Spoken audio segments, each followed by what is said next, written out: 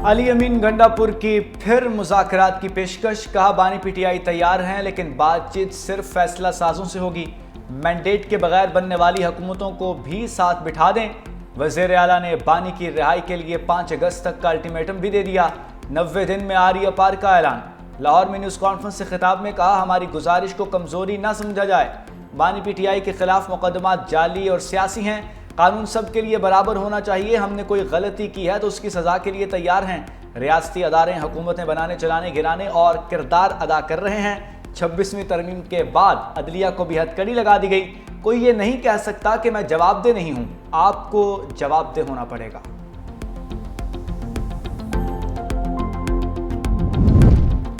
मौलाना फजलुर रहमान मुनाफिक आदमी हैं, वो अभी भी अंदर से इस्टेब्लिशमेंट से मिला हुआ है। अली अमीन गंडापुर का मौलाना फजलुर रहमान को खुला चैलेंज।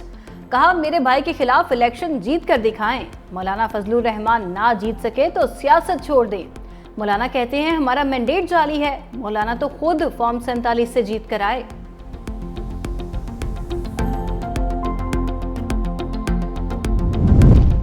मुज़ाकरात तो जमहूरी कुव्वतों से ही करने पड़ेंगे। अडयाला जेल में बैठा शख्स बचाओ बचाओ की तहरीक चला रहा है।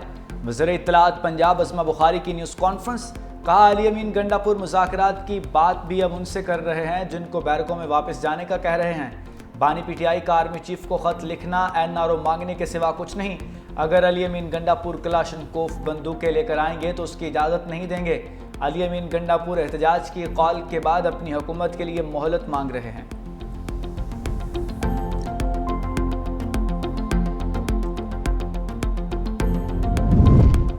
अली अमीन गंडापुर 3 में है ना 13 में। खैबर पख्तूनख्वा हुकूमत डंडे के जोर से बनी। JUI हाफिज हमदुल्ला का वज़ीर आला खैबर पख्तूनख्वा के बयान पर शदीद रद्द-ए-अमल। कहा सूबा जल रहा है और गंडापुर लाओ लश्कर के साथ पंजाब फतह करने निकले हैं। मौलाना फजलुर रहमान को फॉर्म 47 का बेनिफिशरी कहने वाले बताएं आप किसके NOC पर वज़ीर आला बने। KP असम्बली में opposition leader doctor Ibadullah Khan भी बरहम। बोले पंजाब के MPA से इजहार यकजहती के नाम पर हजारों गाड़ियां रवाना करना कहाँ का इंसाफ है। क्या खैबर पख्तूनख्वा के अवाम ने जाओ माल की कोई अहमियत नहीं। बानी पीटीआई के बेटों ने कानून हाथ में लिया तो गिरफ्तारी होगी। तहरीक चलाना सबका हक है लेकिन एहतजाज आइन और कानून के दायरे में होना चाहिए। पेशावर में मीडिया से गुफ्तगू करते हुए गवर्नर फैसल करीम कुंडी ने कहा सेनेट का इलेक्शन हमारे लिए ट्रायल है। सेनेट इंतखाबात के बाद अदम एतमाद के बारे में सोचेंगे। कोशिश होगी खैबर पख्तूनख्वा से सेनेट की 5 सीटें निकालें।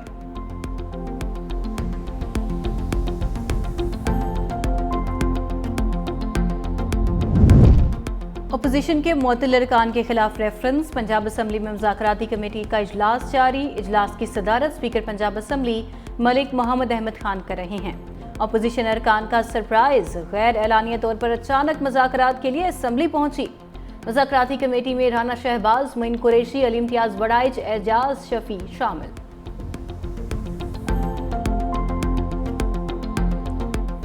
वफाकी हुकूमत सिंध के सोलर और विंड पावर मंसूबों की मुखालफत बंद करे।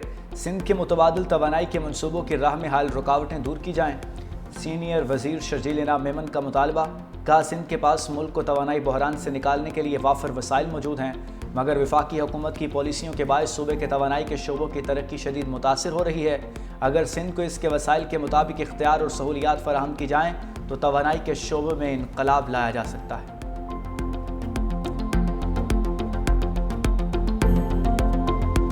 बलूचिस्तान अमन दुश्मनों के निशाने पर। भारतीय स्पॉन्सर्ड दहशतगर्दों के हमलों में तेजी। 6 माह के दौरान दहशतगर्दी के 500 से ज्यादा वाक़यात। 133 एहलकारों समेत 257 अफराद जाँ बहक। 238 एहलकारों समेत 492 अफराद भी जख्मी हुए। मुख्तलिफ हमलों में 52 गैर मकामी अफराद भी जान से गए। महकमा दाखिला की रिपोर्ट के मुताबिक टारगेट किलिंग में 100% इजाफा हुआ।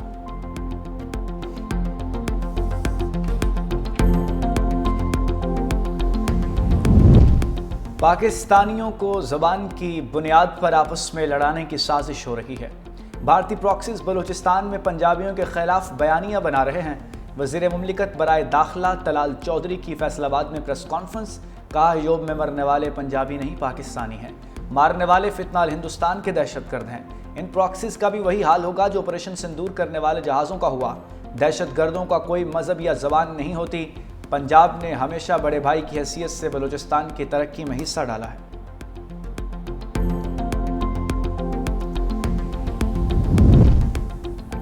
سنتاس معاہدے کو سیاسی ہتھیار بنانے والا بھارت خود پانی کے عدم تحفظ کا شکار۔ مودی کی جارحانہ آبی پالیسی نے چین کو دریاؤں پر یک طرفہ اقدامات کا جواز فراہم کر دیا۔ معروف بھارتی دفاعی تجزیہ کار اتم سنہا کی ٹائمز آف انڈیا میں پاکستان کے موقف کی تائید۔ وزیر اعلیٰ آسام ہیمنتا سرما کے مطابق بھارت کا اصل آبی تنازع پاکستان نہیں بلکہ چین کے ساتھ ہے۔ اروناچل پردیش کے وزیر اعلیٰ نے چین کے 60 گیگا واٹ میگا ڈیم منصوبے کو شمال مشرقی بھارت کے لیے تباہ کن قرار دے دیا۔ ٹائمز آف انڈیا کے انکشاف کیا کہ چین 1997 کے واٹر کورسز کنونشن میں شامل نہیں، برہما پترا پر کوئی معاہدہ نہیں۔ امریکہ کی جانب سے اسرائیل کو تسلیم کرنے کا کوئی دباؤ نہیں۔ امریکہ میں پاکستانی سفیر رضوان سعید شیخ کا ڈیلس میں تقریب سے خطاب۔ کہا اسرائیل سے متعلق ہماری پالیسی قائد اعظم کے نظریات کے مطابق ہے۔ پاک امریکہ تعلقات بہتری کی جانب گامزن ہیں۔ کرپٹو کرنسی میں سرمایہ کاری کے لیے پاکستان کے پاس بجلی وافر ہے۔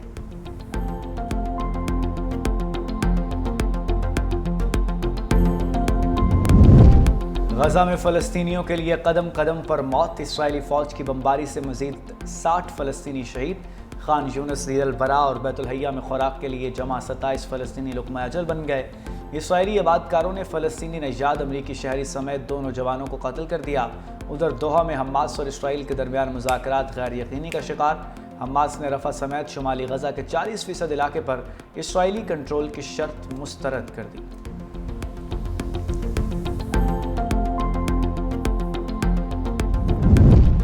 نیتن یاہو نے اقتدار بچانے کے لیے غزہ جنگ کو طول دیا۔ نیو یارک ٹائمز نے بھانڈا پھوڑ دیا۔ رپورٹ میں خفیہ دستاویزات اور جنگی منصوبے کی تفصیلات بھی شامل۔ نیتن یاہو نے عالمی دباؤ کے باوجود جنگ ختم نہ ہونے دی۔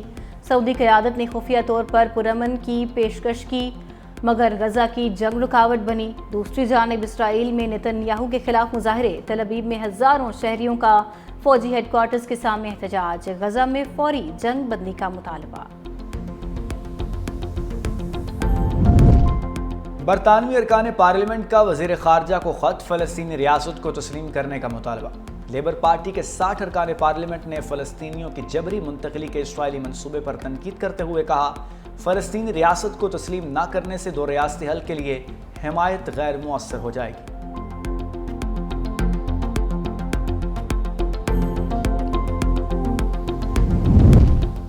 جنوبی چین کے صوبے فوجیان میں بارشوں کا 64 سالہ ریکارڈ ٹوٹ گیا۔ نشیبی علاقوں میں سیلابی صورتحال پیدا ہو گئی۔ سڑکوں پر درخت گرنے سے آمد و رفت متاثر، ٹرین سروس بھی معطل۔ ریسکیو ٹیمیں نکاسی آب اور شہریوں کو محفوظ مقامات پر منتقل کرنے میں مصروف۔